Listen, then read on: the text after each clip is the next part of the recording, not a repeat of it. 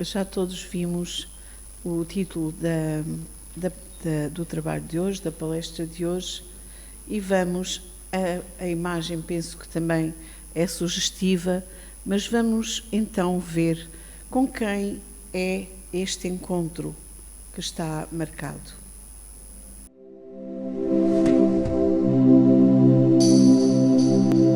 Ao anoitecer, em Cafarnaum, a casa de Pedro tão simples, casinha comum, se enchia de paz, repleta de luz, ouvindo as palavras eternas do Mestre Jesus. Vou me imaginar sentado ali entre João, Pedro, Tiago, André e Levi, à beira do lago de Genezaré, lançando na alma para sempre sementes de fé. E eu tão criança ainda naquele lugar, quem sabe Jesus me levasse para passear no quintal da casa de Pedro, à luz do luar, sentindo a brisa da noite, o perfume do mar, dissesse pra mim: já é hora de você voltar. A gente se encontra de novo no seu evangelho no lar. A gente se encontra de novo no seu evangelho no lar. E eu tão criança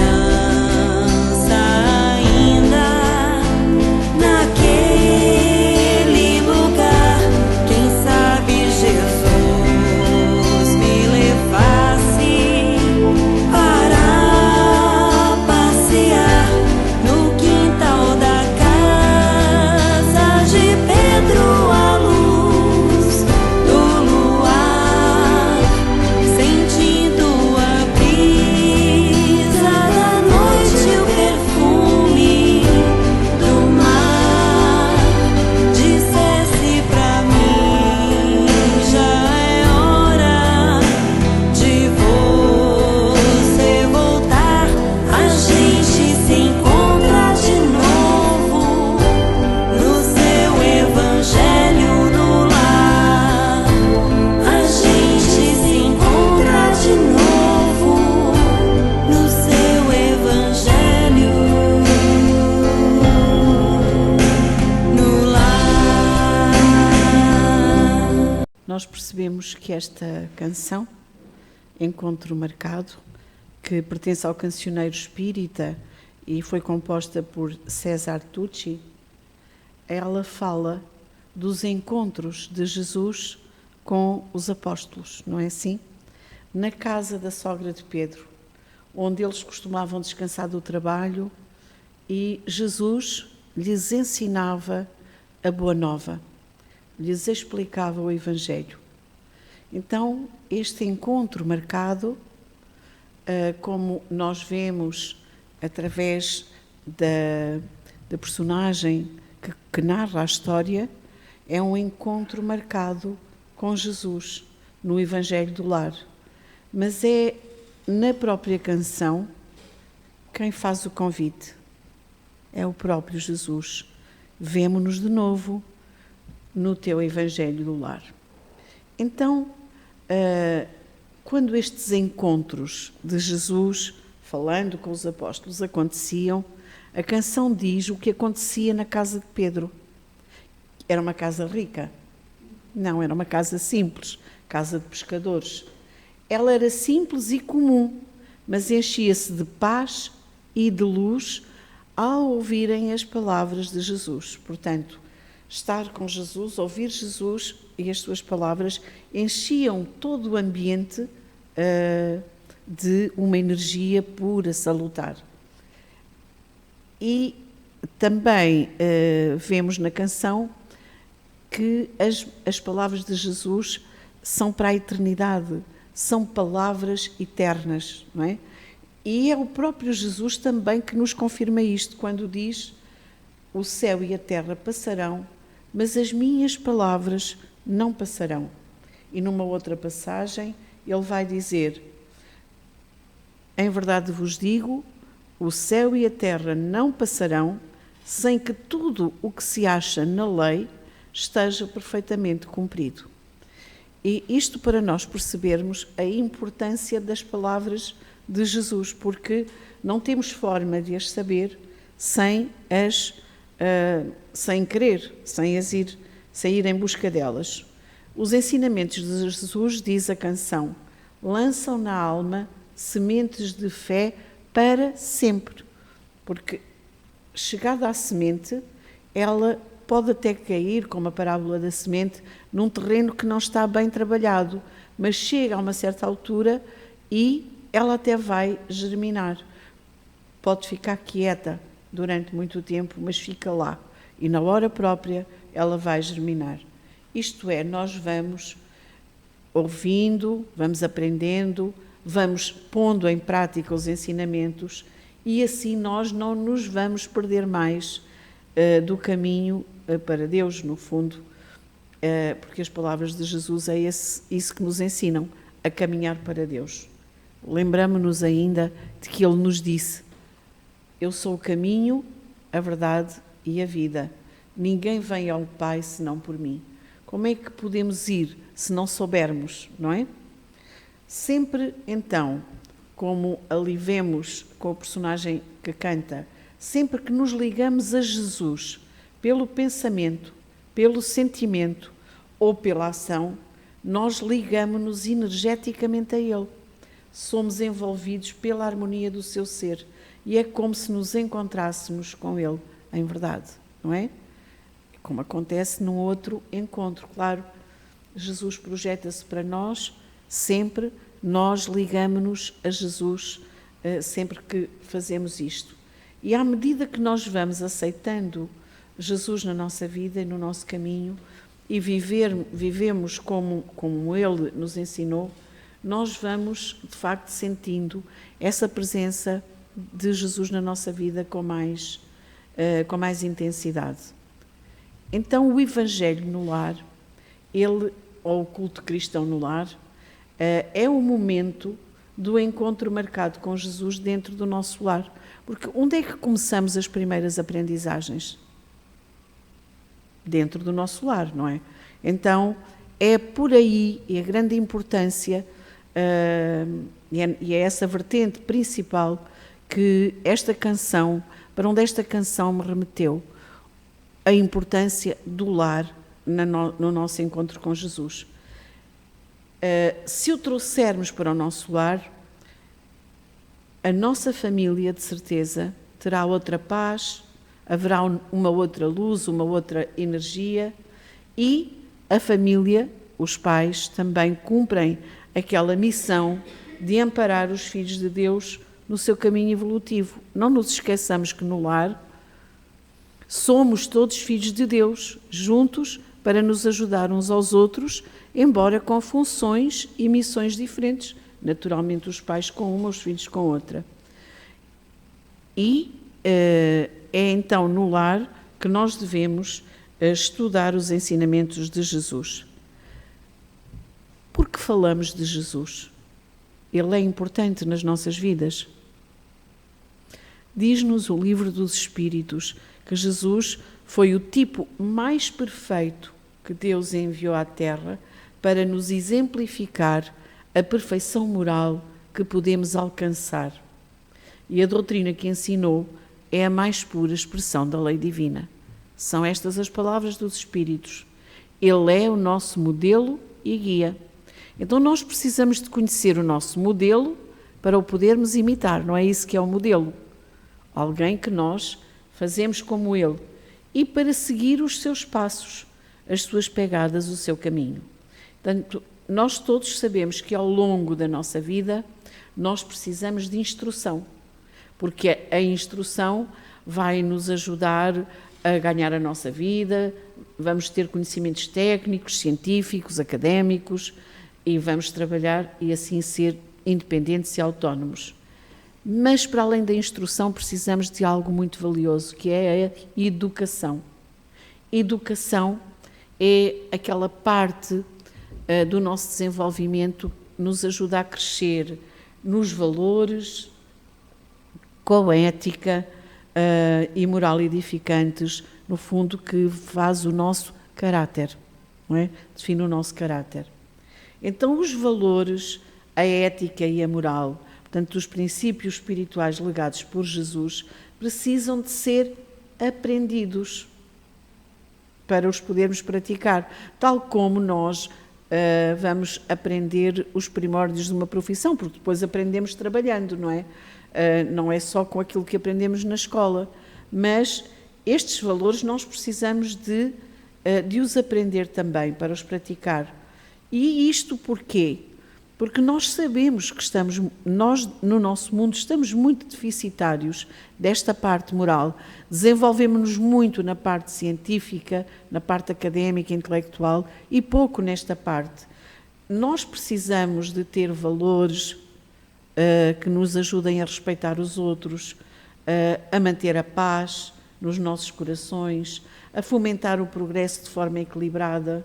No fundo, precisamos de nos aperfeiçoar. E não há forma de nós sabermos, de nós conhecermos, de nós pormos em prática sem termos tempo para aprender, sem fazer esforço para saber e sem trazer para a vida o que pensamos estar correto.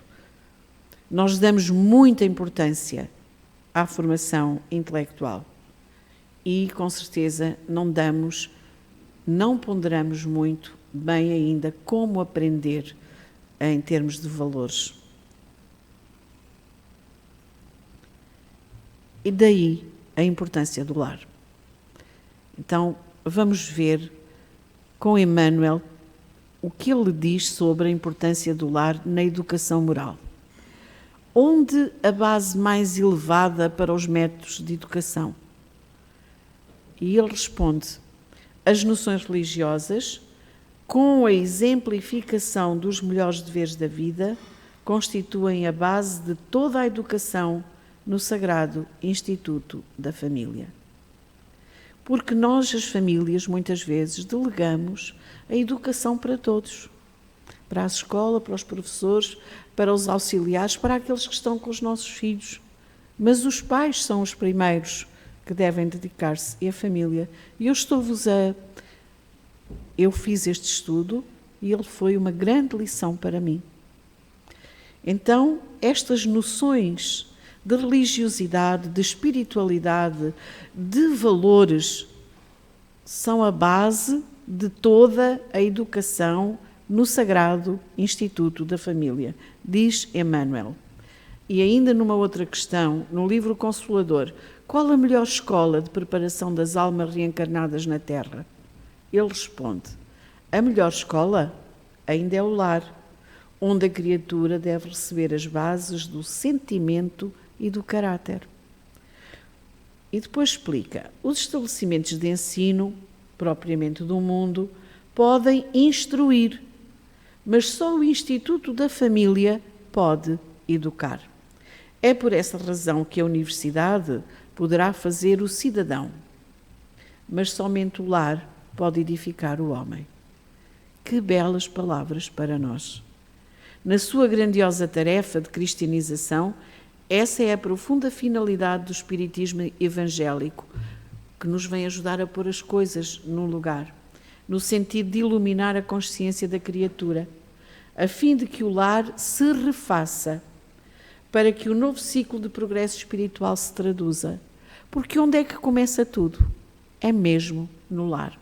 E nós falamos do mundo, queixamos-nos do mundo e dos homens que estão no mundo, que todos começaram, na sua maior parte da sua vida, por um lar, por uma família, onde nós podemos ver, eu vi com este estudo, aquilo que não fiz no meu lar, onde podemos ver, se não investimos na formação, na educação, na moralização, pois não faremos homens moralizados, não é verdade? E ele diz, então, para que o novo ciclo de progresso espiritual se traduza entre os homens, em lares cristãos, para a nova era da humanidade. E ainda é questionado a Emmanuel, e como renovar os processos de educação para a melhoria do mundo? Como renovar os processos de educação para a melhoria no mundo? Ele responde, as escolas instrutivas do planeta poderão renovar sempre os seus métodos pedagógicos, e nós sabemos que vão renovando, com esses ou aqueles processos novos de conformidade com a psicologia infantil. Mas a escola educativa do lar só possui uma fonte de renovação, que é o Evangelho. E só o modelo de mestre, que é a personalidade excelsa do Cristo. E só isto de Emmanuel dava para nós ponderarmos aqui durante longo tempo. Se queremos ser felizes, harmoniosos, saudáveis, temos que estar dentro da lei. Temos que cumprir as leis divinas. Para isso, Jesus disse, eu sou o caminho, a verdade e a vida. Então, é de uma forma, no fundo de forma reduzida, esta é uma forma reduzida, que se analisa a importância de Jesus nas nossas vidas e a importância de aprendermos os seus ensinamentos.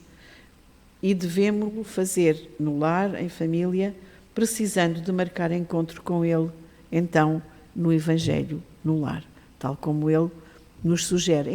Encontra-te comigo de novo no Evangelho do lar.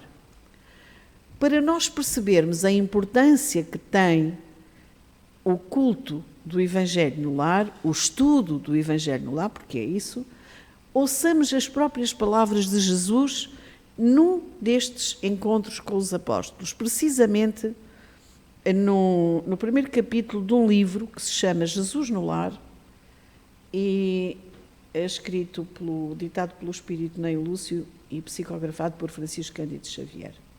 Em casa de Pedro, conversando com os apóstolos, Jesus já tinha perguntado o que é que faz o marceneiro, o que faz o carpinteiro, o que faz... E depois, e eles foram respondendo. Jesus disse-lhe, assim também é o lar diante do mundo. O berço doméstico é a primeira escola e o primeiro templo da alma. A casa do homem é a legítima exportadora de caráteres para a vida comum. Se o negociante seleciona a mercadoria, se o marceneiro não consegue fazer um barco sem afeiçoar a madeira aos seus propósitos, como esperar uma comunidade segura e tranquila sem que o lar se aperfeiçoe? Se não aprendemos a viver em paz entre quatro paredes, como aguardar a harmonia das nações? Se não nos habituamos a amar o irmão mais próximo, associado à nossa luta de cada dia, como respeitar o eterno Pai que nos parece distante? Então tudo se prepara no lar. Pedro, continua Jesus, acendamos aqui, em torno de quantos nos procuram, a assistência fraterna, uma claridade nova. A mesa de tua casa é o lar de teu pão. Nela recebes do Senhor o alimento para cada dia. Por que não instalar ao redor dela a sementeira da felicidade e da paz na conversação e no pensamento? Por que não à volta da mesa também a família reunida não vai buscar aquelas sementes que são para a vida eterna, sementes de fé, estudando o Evangelho e alimentando o Espírito? Não serve a mesa para que nela tomemos as refeições e alimentemos o corpo, então, à volta da mesa, também a família pode ir, de facto, buscar estas sementes ou este pão para alimentar o espírito. E Jesus, convidando os familiares do apóstolo à palestra edificante e à meditação elevada, desenrolou os escritos da sabedoria e abriu na terra o primeiro culto cristão do lar. Portanto, é Jesus, ele que com os apóstolos e aqueles que estão à volta, abre então este culto do Evangelho, portanto, ou o estudo do Evangelho no lar. Há benefícios com a prática do Evangelho no lar? Não sei se aqui já fazem, mas vamos ver se há ou não. É no lar que os espíritos se reencontram sobre o mesmo teto, na condição de pais, de filhos, irmãos. E é nesse ambiente do lar que lhes são oferecidas as oportunidades de novas aprendizagens, possibilitando aos reencarnados exercitarem-se no campo afetivo e emocional. São as primeiras coisas que se forjam ali, os afetos, os sentimentos, desenvolvendo depois, ao longo do crescimento, o respeito, a compreensão, a paciência, o cuidado, a fraternidade, a partilha, a solidariedade, a alegria, o perdão, enfim, todos os sentimentos que são derivados do amor ou que conduzem ao amor. Assim, a função educadora e regeneradora da família é extremamente delicada e importante, uma vez que nós sabemos que é a reencarnação que nos vai ajudar a ascender na escala evolutiva através das experiências que tivermos no campo intelectual e moral. Ora, se nós quisermos conhecer, se nós quisermos saber, se nós quisermos fazer todo este desenvolvimento, nós temos que nos organizar, nós temos que ter vontade e fazer o esforço, ter dedicação, em que aspecto seja da educação e também para este. O Evangelho no lar é o estudo em família da doutrina de Jesus, dos seus ensinamentos, orientações e exemplos. Ele deixou-nos isto, ele veio até nós deixar-nos este tesouro para a nossa vida, para que nós pudéssemos viver melhor uns com os outros. Viver melhor connosco também, porque muitas vezes não vivemos bem com os outros, também não sabemos viver bem connosco e viver bem com Deus, no fundo para sermos felizes e irmos trabalhando para o nosso aperfeiçoamento. Então, é este encontro marcado com Jesus, em que a sua presença no nosso coração e na nossa mente, pensemos, todos nós, pensar em Jesus, orar em Jesus, visualizar Jesus, o que é que faz no nosso ser, quando o trazemos para a nossa mente, para o nosso coração. Modifica o padrão vibratório do nosso sentimento, do nosso pensamento. Harmoniza-nos e, por conseguinte, vai harmonizar também o nosso lar. Não é assim? Fica todo o ambiente harmonizado, facilitando ainda mais o auxílio dos benfeitores espirituais que nos acompanham, porque nós não estamos aqui sozinhos. Mas se estivermos num ambiente de caos, de confusão, não facilitamos a vida de quem nos auxilia. Agora, desta forma, nós facilitamos o intercâmbio. Então, a prática do Evangelho no lar ainda pode ser vista como uma forma de nós reinventarmos o espaço doméstico, para que ele seja transformado num ambiente de aprendizado, de paz e de amor. E tem impacto não só no ser, no indivíduo, como em toda a família e como na sociedade. Porque onde está um homem moralizado ou um grupo moralizado, como é que é a sociedade? É melhor, não é?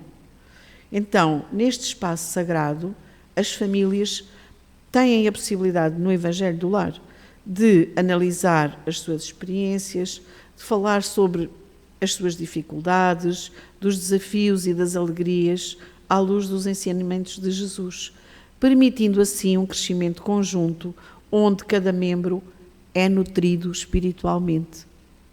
Fazemos ali um ambiente, de facto, de paz e de harmonia. Esta prática regular permite uma reflexão profunda e um alinhamento com os valores morais e espirituais ensinados por Jesus.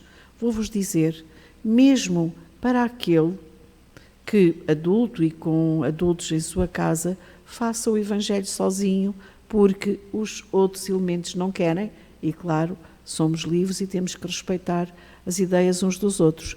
Enquanto a família tem crianças, naturalmente que deve educá-las segundo as suas linhas de orientação, mas quando já somos adultos, agora, pode ser mas esse ele modifica-se a si mesmo e modifica o ambiente e acaba por modificar os outros. Então, assim, cada membro da família se torna um agente de mudança positiva, não apenas no lar, mas em todos os ambientes que frequenta. Quando as famílias praticam o Evangelho no lar, elas contribuem para a construção de uma sociedade mais harmónica, porque têm outra fortaleza em si. É um processo de transformação que começa dentro de casa, mas que tem o poder de alcançar esferas muito maiores, influenciando positivamente o bairro, a cidade, o país e expandindo-se ao mundo. Estas palavras não são minhas, meus irmãos, naturalmente que falo-as sem estar sempre a referir, mas é a Joana de Ângeles que nos diz que o Evangelho no lar é um meio de transformar o ambiente doméstico num santuário espiritual, em uma célula viva do cristianismo ativo. Ter Jesus na nossa companhia, ter Jesus connosco. E ela destaca igualmente que esta prática é um trabalho inadiável, pois o lar é a matriz da comunidade e da nação. Nós é que ainda não temos bem entendido o papel do lar.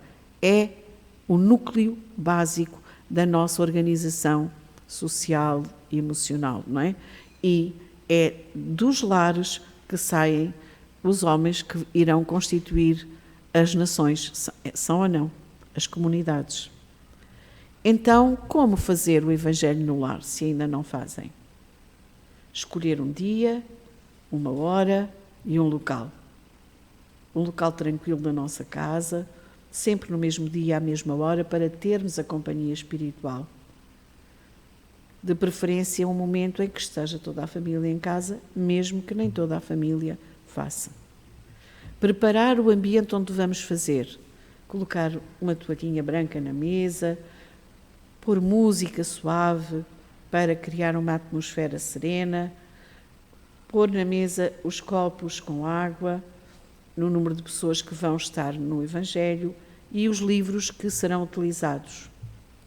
Iniciar com uma prece, pedindo a ajuda e o amparo, a companhia dos bons espíritos e a permissão para realizar aquele estudo e a proteção para quem está presente. Ir lendo, uma vez que estamos a falar do Evangelho, e convém saber, o Evangelho segundo o Espiritismo, item a item, não é preciso ler um capítulo, não. Vamos lendo bocadinho a bocadinho, ler, analisar. Cada um, após a leitura, deve fazer o seu comentário. Não para discutir, mas para refletir, ver o que cada um entendeu, o que cada um guarda, perceber as opiniões, porque muitas cabeças não têm todas a mesma ideia, não é assim? Mas ali estamos para ir analisando. Tentar ao máximo ver como aquilo que acabamos de ler tem cabimento na nossa vida do dia a dia ou interfere. No final deste estudo, há quem faça também uma segunda leitura ou quem faça apenas a prece e a radiação, em que vamos orar por cada um dos membros da família, por todos aqueles que amamos, por todas as intenções que a família tem em mente. E, no final, no fundo, agradecendo, pedindo a magnetização da água e bebendo a água que foi magnetizada pelos irmãos espirituais.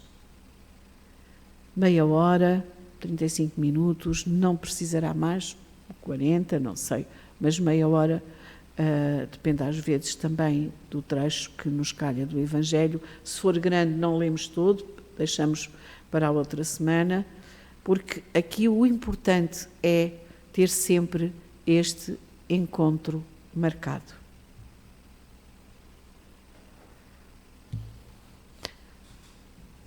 Todos fazem o Evangelho no lar aqui? Podes? Então, vamos ver como se sentia, agora recordar como se sentia aquele que cantou e como nos poderemos sentir nós também, e ver como é importante para nós esta prática.